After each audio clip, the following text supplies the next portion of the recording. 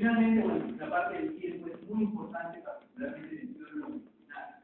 Por ejemplo, igualmente, el efecto de beta agonista de acción prolongada con sanidad por enfermedad pulmonar obstructiva crónica. Se supone que si yo doy beta agonistas de acción prolongada van a mejorar la sobrevida del paciente con enfermedad pulmonar obstructiva crónica. Pero eso hace que vivan un poco más. O sea, tienes que seguirlo durante 10 años para evidenciar eso. Obviamente, esto no puede ser un tema de tesis, por lo menos. Son estudios grandes, longitudinales, de 10 años. Buen efecto de antagonistas de los receptores de fibrotina 2 en la progresión de nefropatía diabética. Tengo que seguir al paciente por lo menos 3 a 5 años para ver si este fármaco realmente. El tiempo es una cosa que siempre deben tener en consideración. Cuando ustedes hacen, sobre todo, estudios longitudinales, ustedes van a hacer estudios prospectivos. Y en cuanto al diseño del estudio, tienen que definir, vamos a hacer un estudio observacional o un estudio de intervención. Recuerden que los estudios observacionales incluyen los transversales. Al mismo tiempo, sobre todo los estudios analíticos, evaluamos los factores asociados, o sea, la variable dependiente e independiente la medimos al mismo tiempo. Tenemos una población y, por ejemplo, quiero evaluar factores asociados a mal uso del inhalador. Todos los factores posibles, veo las consecuencias y hago al mismo tiempo. Los estudios de casos y control, donde yo evalúo pacientes con distinta condición y evalúo respectivamente los factores de riesgo. Estudios de cohortes, yo voy a seguir prospectivamente al paciente. Veo un paciente con una condición, sin la condición, y lo sigo en el tiempo a ver si desarrollan un evento. ¿No? Y otro tema interesante son las evaluaciones de test. ¿No? Por ejemplo, cada año van cambiando los scores. Pancreatitis, tradicionalmente se ha usado el score de Ransom. ¿Cuál es la sensibilidad? ¿Cuán bueno es el score de Ransom para ver la severidad de pancreatitis? En neumonía, antes, ahora se usa el score Curve. ¿Cuán bueno es el score de Curve para predecir mortalidad en neumonía? Entonces, cada año van saliendo. Por ejemplo, usted usaba el score SOF, pero hace 2 años salió el MES. Entonces, por ejemplo, una tesis de un chico que está haciendo ahorita en el hospital está comparando el SOFA con el MES para ver cuál de los dos es un mejor diagnóstico para predecir mortalidad en el. Entonces, cada año sale una serie de scores que se supone son buenos para una condición. Ese es un tema excelente de tesis porque realmente todo el score, antes de ser usado acá, primero tiene que ser validado. Son temas de estudios de intervención, bueno, probablemente no vayan a poder desarrollar ustedes en momento, pero bueno, evidentemente cuasi experimentales y experimentales. Tal vez los cuasi experimentales son los típicos estudios de los cuales uno hace un antes y un después. Evalúa el estado basal de cosas, hace una intervención y ve lo que ocurre en el sitio. ¿No? Se usa para intervenciones sencillas en la comunidad, lavado de manos, por ejemplo, fortificación de alimentos, cosas de ese tipo. Entonces, por ejemplo, ¿no? Y ahora tratando de ir a un ejemplo claro. Yo leí, por ejemplo, en el British Medical Journal que parece que existe una asociación entre vitamina D y tuberculosis. Me parece que los pacientes que tienen deficiencia de vitamina D hacen más fuerte. Eso es lo que dice. ¿Sabes qué? Yo tengo esta idea. Voy a evaluar la asociación entre la deficiencia de vitamina D y tuberculosis. ¿Qué les parece la idea de mi? Probablemente sea factible, interesante, algo novedoso, puede relevar, pero esto no está estructurado. Ustedes ven eso y qué voy a hacer.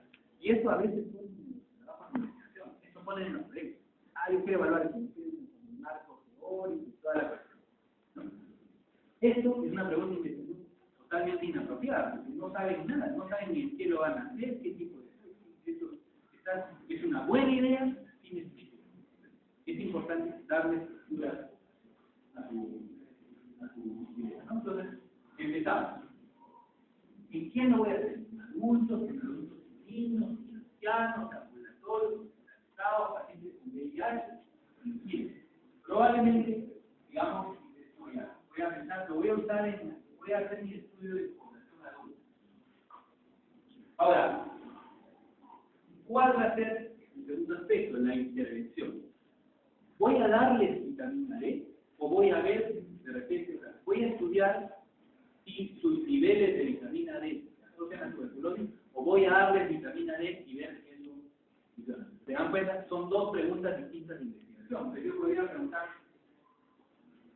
si le voy a ver sus niveles de vitamina D antes de empezar el tratamiento de tuberculosis. Con pacientes que voy a reclutar justo antes de que apenas se diagnostiquen y hasta que le diagnostiquen antes de que empiece el tratamiento le mido vitamina D y veo, ¿no? O voy a medir evidentemente, o no tengo dinero y voy a hacer un consumo estimado de autodesarrollo nutricional y veo más o menos cuánto es empieza, o voy a administrar vitamina D, que es una institución. Entonces probablemente me interese medir niveles médicos de vitamina D. Ya tengo mi población, los pacientes con diagnóstico reciente de tuberculosis adultos, ya mi factor de riesgo va a ser el uso de los niveles de vitamina D y el comparador, ¿no? Que debe ser semejante a la población de estudio.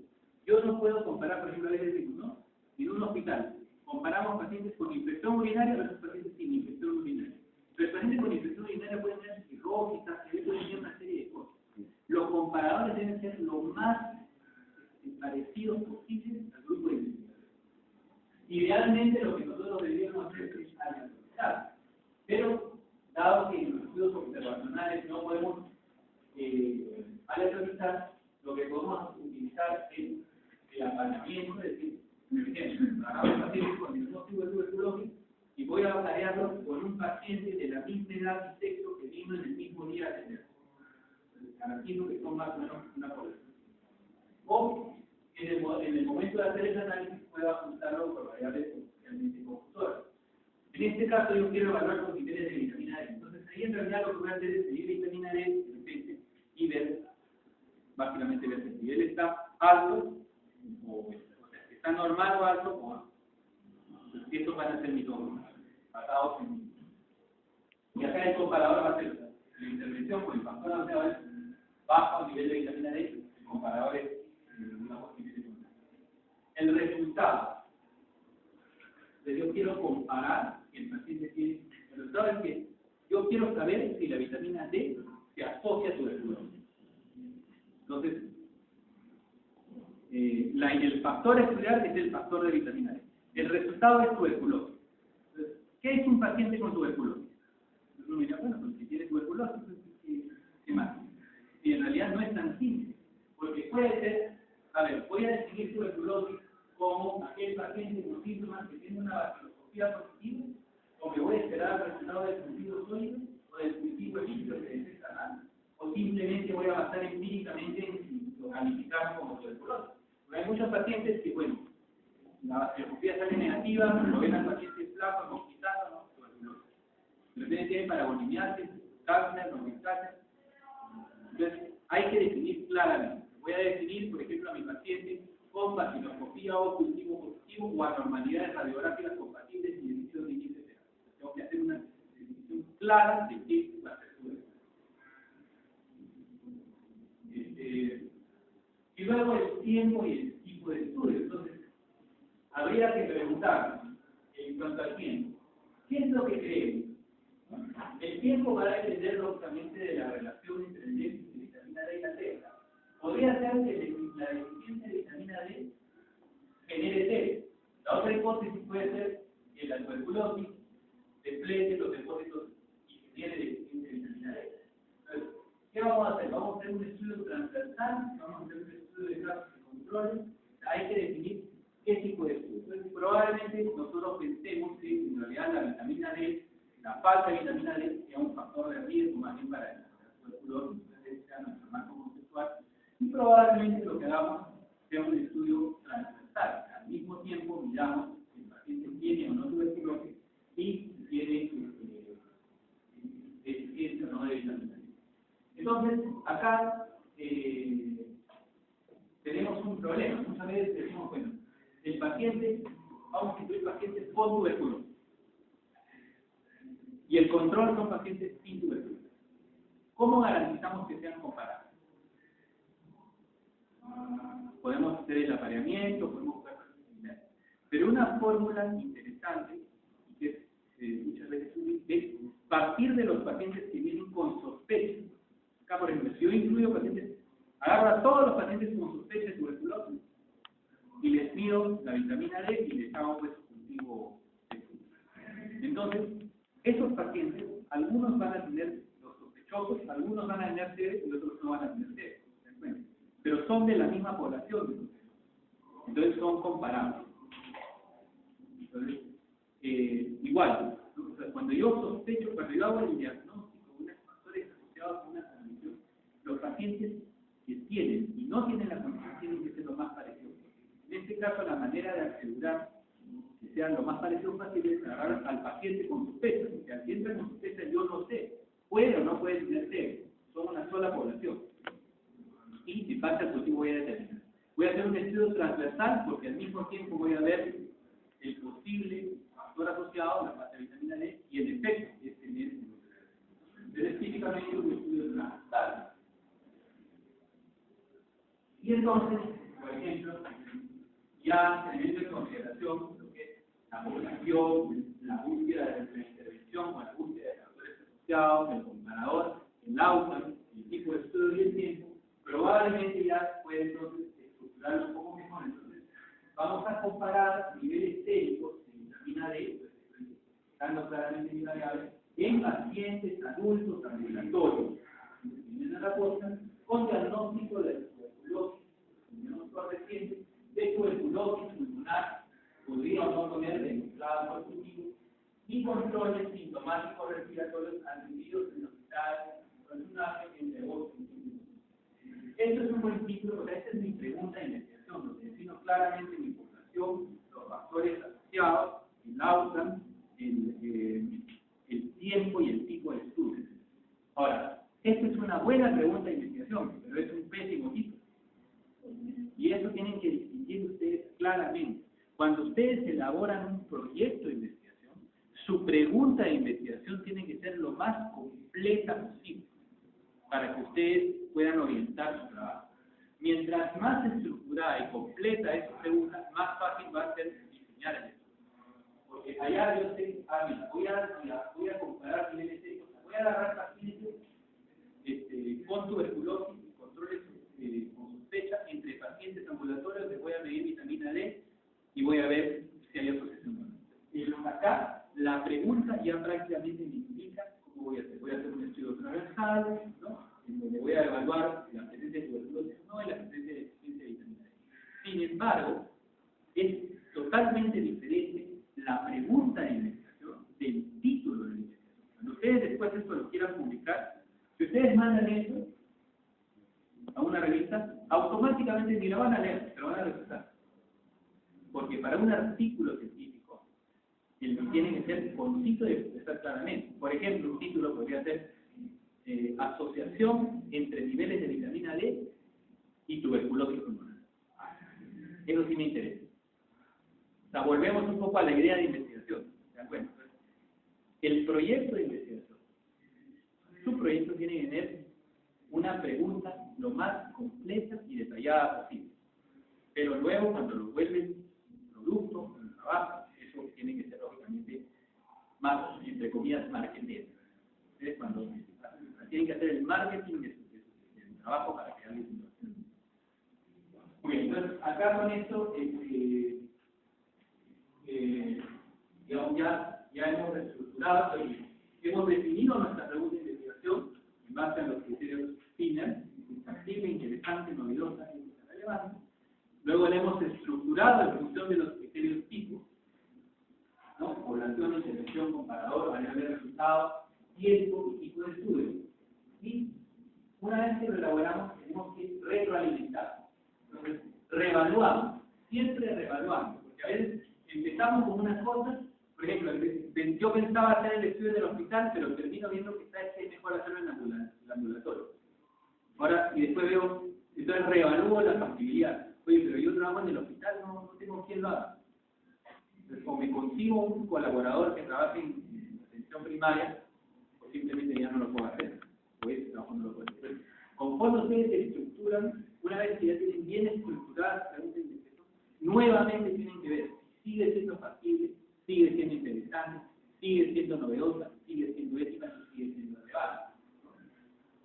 Y ya con eso ajustan el tamaño muestral, es una decisión bien importante que rápidamente tienen que hacerse una idea de más o menos cuántos pacientes se van a necesitar.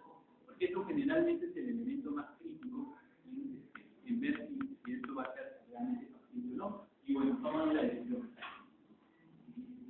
Y solamente para finalizar, ya la idea es que después de esto, bueno, tengan un poco el interés en investigar, tener un poco la conciencia que es importante, saber un poco de dónde van a sacar y una vez que tienen su idea poder estructurarla adecuadamente. Y hay algunas herramientas interesantes para cuando ustedes empiecen a desarrollar ya su camino de investigación. Y una de las más interesantes es el sitio Quake, que ahora tiene una versión en español. La versión en inglés es la más completa, pero hay una versión también en español. Y esta versión, este portal de Quake que ha sido diseñado por la Organización Mundial de la Salud, agrupa todas las directivas de investigación.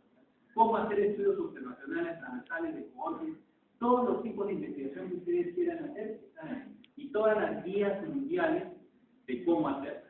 Si ustedes quieren hacer un estudio observacional, guías mundiales para estudios observacionales.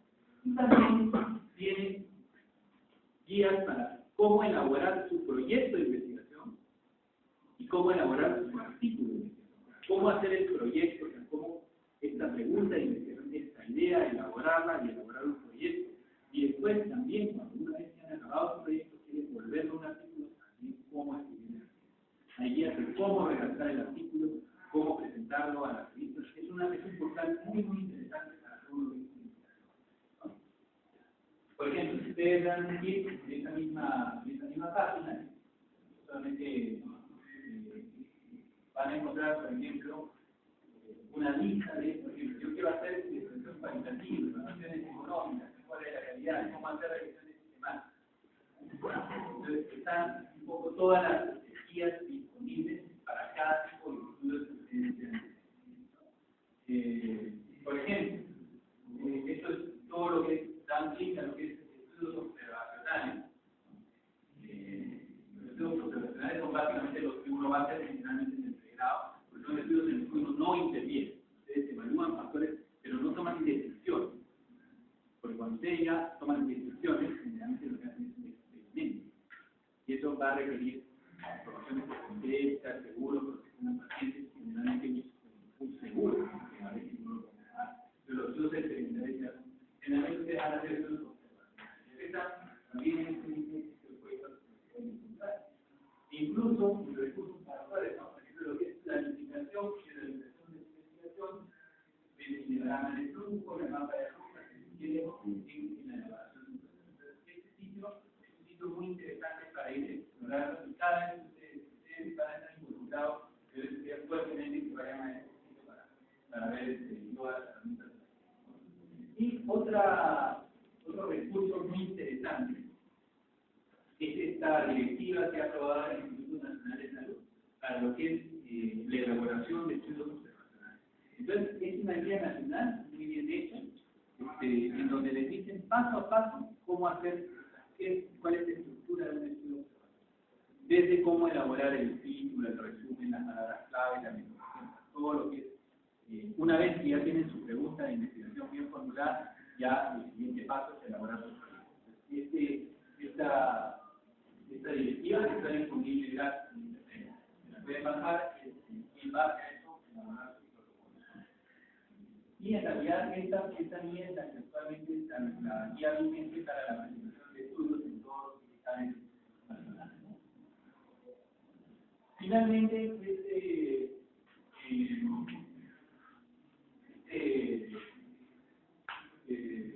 trae al protocolo.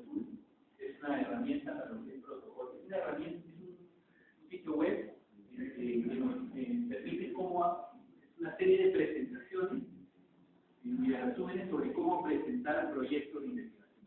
Y tiene un sitio web en inglés que ustedes dan un clic y esto en realidad les instala todo eso en su computadora. Ya no dejan después ya lo tienen instalado en su computadora, todas las presentaciones. Y no solamente les da eso, sino les tiene tiene una serie de ejemplos de protocolos. Tienen protocolos bien hechos, típicos, como para que ustedes tengan una idea de cómo es un protocolo. Entonces, son algunos elementos, pero básicamente lo que quiero comentar con ustedes. Entonces, si hay preguntas. Pasamos a la sesión de preguntas de 15 minutos. No, chicos.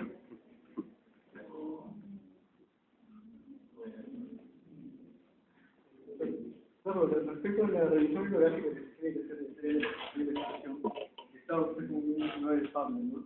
Pero también hay revisiones como por ejemplo el INARI, ¿no? No sé qué tan relevante debe ser revisar de todos modos el INARI.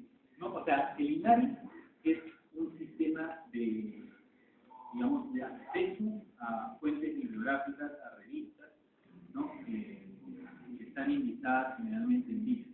No es un buscador, digamos, en general de literatura más completo o menos completo, pero está orientado básicamente a disponer de un número de revistas.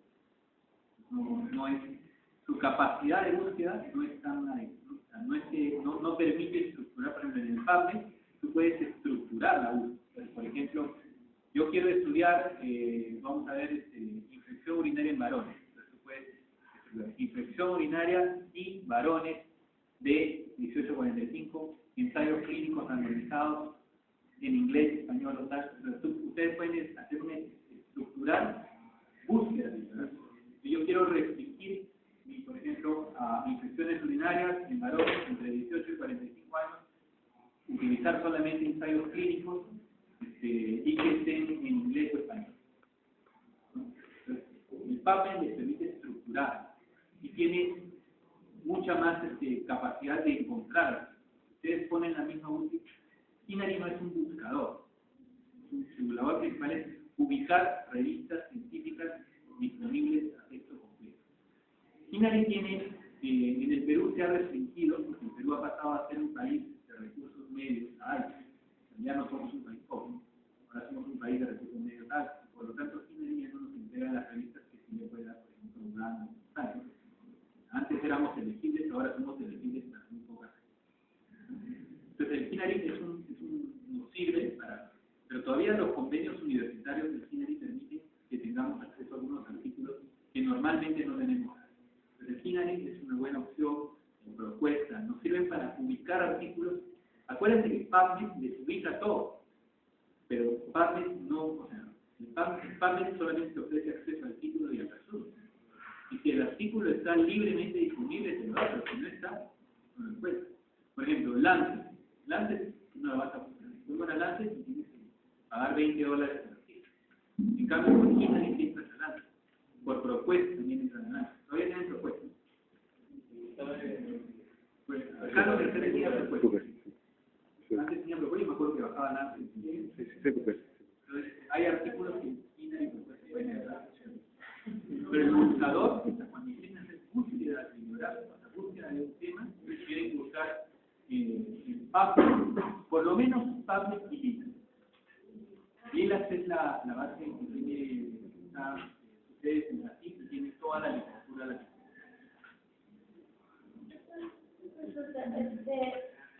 necesariamente tenemos que utilizar el data para todos los mercados. Miren, hay más en cuanto a lo que es paquetes de estadística. No era el objetivo de esta conferencia.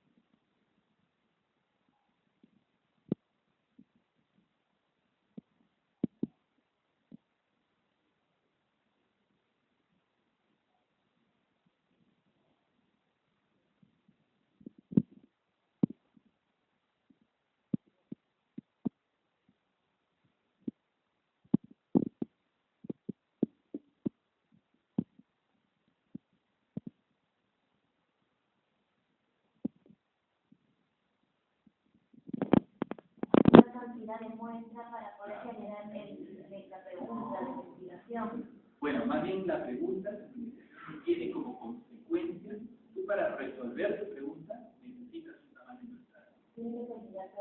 Y eso es uno de los aspectos más importantes de hacer primariamente, ¿no?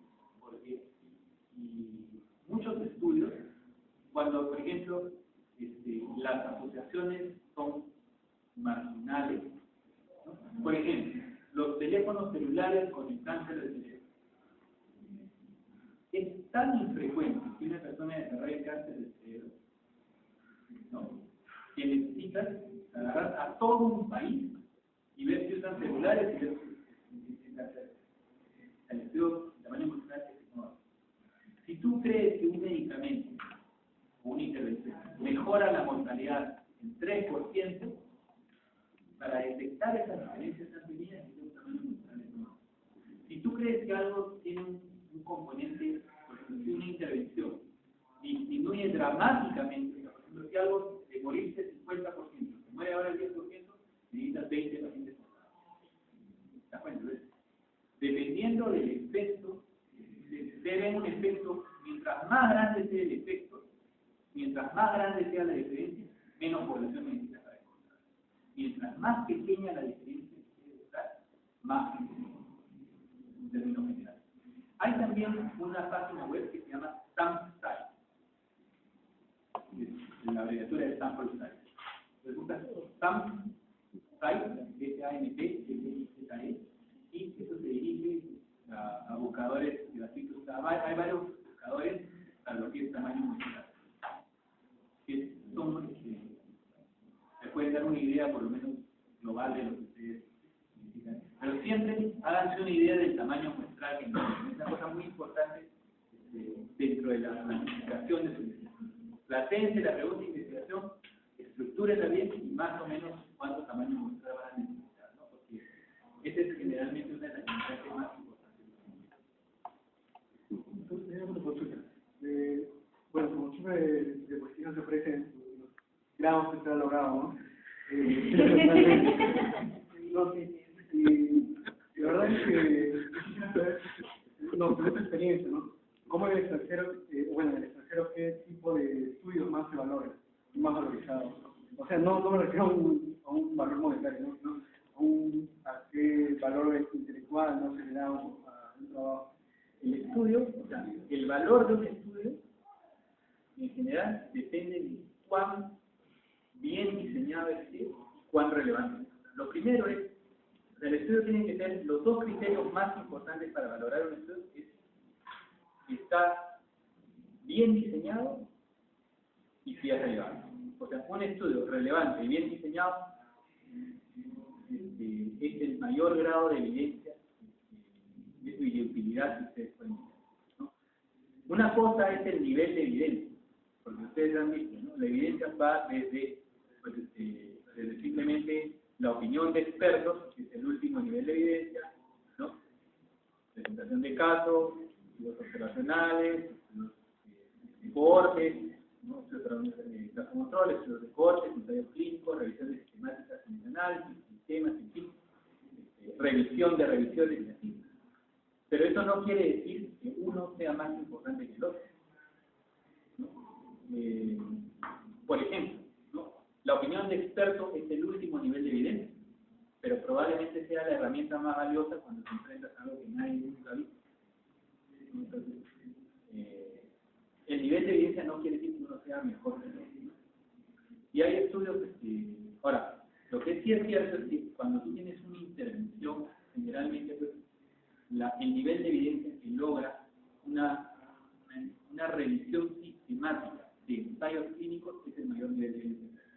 El siguiente nivel son los ensayos clínicos que demostrados. Los otros son los estudios observacionales y luego son los reportes de casos. Porque muchas veces ha pasado, ¿eh? La gente, por ejemplo, ¿no? Que presentaban estudios, ¿no?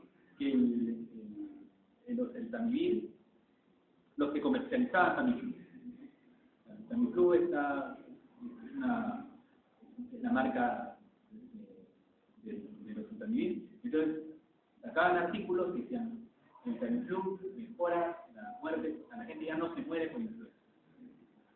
que hemos encontrado que con el Tamiflu, 1000 personas que recibían solamente 2% de inmunidad. Bueno, lo que se encontró después es que es cierto, de cada 1000 personas que reciben Tamiflu, 3 a 5 se mueren, pero también de los que no reciben, también 3 a 5 se mueren. Entonces, el impacto, y ellos han escondido la data, han escondido los estudios. Ellos hicieron estudios de buena evidencia en ensayos clínicos donde no encontraron diferencia, y los han escondido sistemáticamente. Y ahora están en un juicio. Es una corriente mundial contra este laboratorio que ha escondido información y que se ha beneficiado vendiendo millones de Tamiflu en el mundo, creando pues esta psicosis de la psiquis. Entonces, bueno, volviendo a tu pregunta, en general, los niveles de evidencia, o sea, lo más importante cuando uno desarrolla una investigación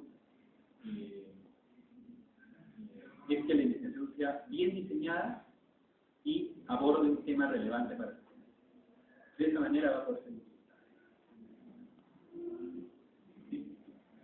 Doctor, para el caso de demostrar un reto clínico, ¿qué parámetros de uso material es prácticamente lo mismo? ¿Qué parámetros se deberían usar? ¿Cuál es el resultado del caso clínico? Cuando uno tiene un caso clínico, tiene que primero preguntarse por qué quiero reportar el caso clínico, ¿no? Por ejemplo, yo no voy a reportar, por ejemplo, ¿no? Desorden cerebrovascular en un diabético. No tiene sentido, ¿no?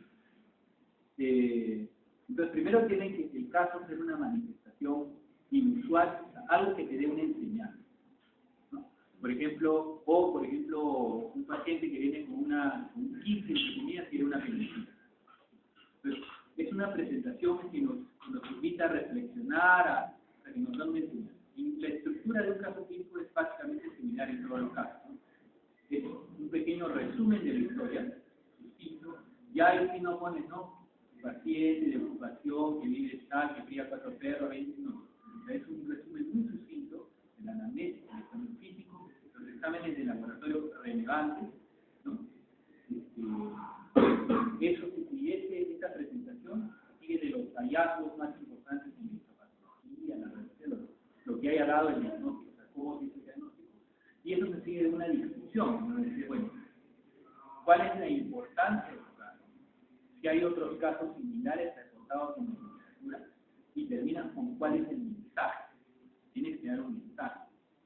Por ejemplo, reportas un paciente con hemoptisis recurrente, tratado 3 veces por tuberculosis y tiene un paragonía.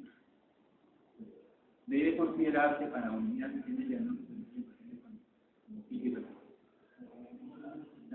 La discusión se estructura alrededor de qué hallaste, cuál es la literatura que encontraste, que hay otros casos similares, cuál es el mensaje.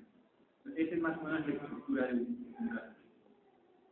En general, de un reporte de casos.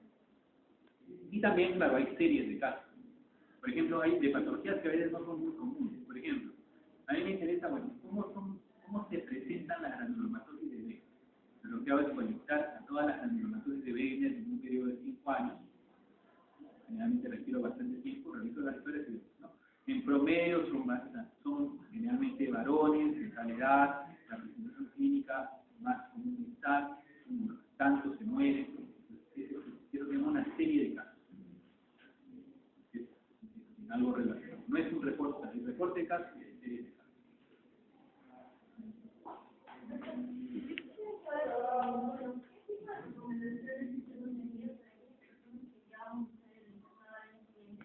Bueno, no vamos a tener mucho tiempo como para poder abordar una zona grande. Bueno, ¿qué tips tenemos que utilizar para poder realizar un nuevo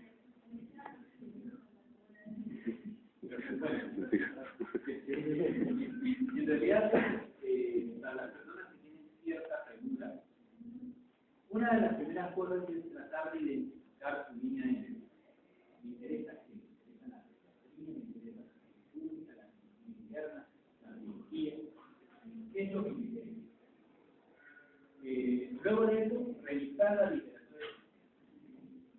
Reviso, por ejemplo, puedes revisar el portal, buscar en Lila. Cuando buscan en Lila tiene no solamente las revistas, tiene todas las tesis también. Tiene las tesis de, por lo menos, de Cayetano y de Semana, que son, digamos, las tesis más numerosas que hay. buscar más o menos qué técnicas hay al respecto, qué ideas hay. Obviamente, agarrar la literatura y revisar, ¿no? Revisar el tema, ver qué estudios nacionales se han hecho, cuáles son las guías. Actualmente, las guías, todas las guías, desde el terreno actualmente, incluyen una sección que se llama preguntas por resolver o temas de investigación o cosas que no se saben. Pero hay muchas cosas que no se saben, siempre están digamos, al final de la vida.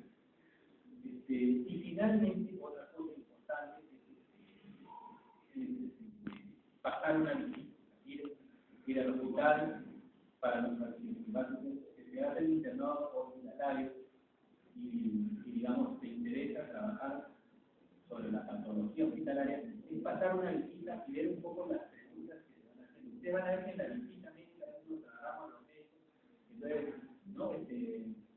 Bueno, ¿cuál es el score de afasia en este paciente? El otro médico dice, no, pero lo que tienen que saber es, ahora es con criterios de tal. Y es, o por ejemplo, otro dice, ¿no? La pancreatitis se califica como aguda severa. No, la pancreatitis es aguda, moderadamente severa y severa. O para sepsis, se usa el topa, no se usa el médico. Entonces, ustedes van a ver, hay muchas cosas en las que los médicos no están, porque claro, en realidad no hay una evidencia clara.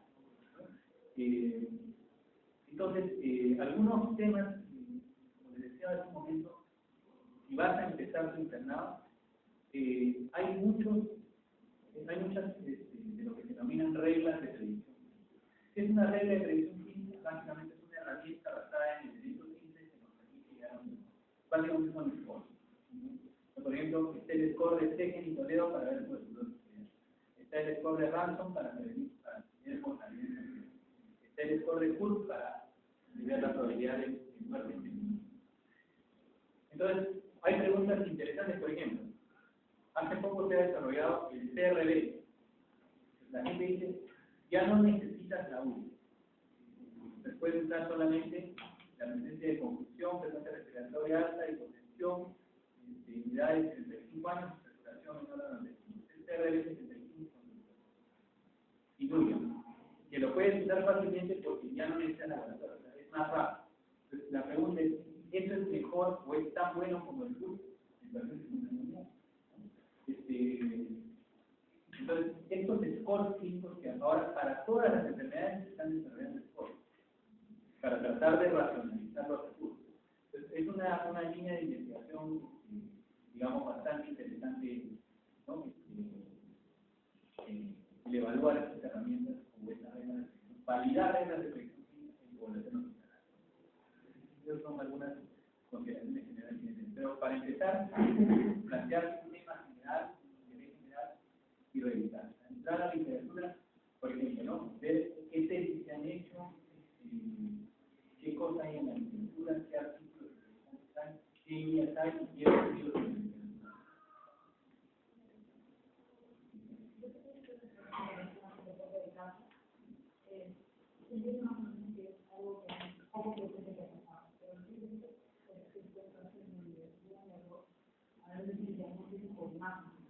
Pero no fue que tuvo una explicación, apareció en el libro de los derechos. Para llegar a hacer el guión, todos escribieron que estaban así. ¿Esto se reporta como caso o ya es el error de lo que reporta el estado de ciudad? Ahora, claro, hay que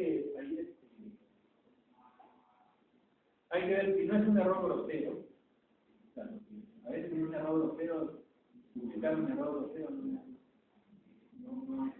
va a ser muy grave para la persona que el error. Pero a veces hay cosas que sí, por ejemplo, ¿no? Uno puede, a veces los quistes, digamos, renales, pueden, en un polo superior, cuando están en contacto con la región hepática, pueden simular, tú ves un quiste, a veces el hígado, a veces el riñón, y ves una bola de seno. Tú puedes hacer el resultado. Y, digamos, tú lo haces ver por 2 o 3 tomografistas externos.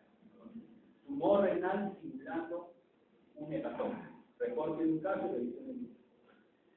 Y es importante, porque ahí puedes alertar a la gente que mira. A veces, ten cuidado que a veces lo que parece no es hígado. general no se reporta el error. ¿No? Tú puedes tener, ¿cuál es la enseñanza de este caso? Que cuando veas una imagen, una imagen que parece reunión, podría ser hígado. Esa es la enseñanza. Si hay una enseñanza, si hay algo que se pueda aprender de esos casos, sí van a ganar. Ahora, cada vez más, y esto es algo importante, antes no se necesitaba. Cada vez más, cuando se puede identificar al paciente, la mayoría de revistas están pidiendo que el paciente firme un consentimiento. Sobre todo si ustedes van a poner la cara del paciente o cualquier cosa que permite identificar. Ustedes van a hacer el reporte de un caso, tomen fotos, tienen que seguir una solución. Entonces, ahora es una norma para presentar casos que hay que tener.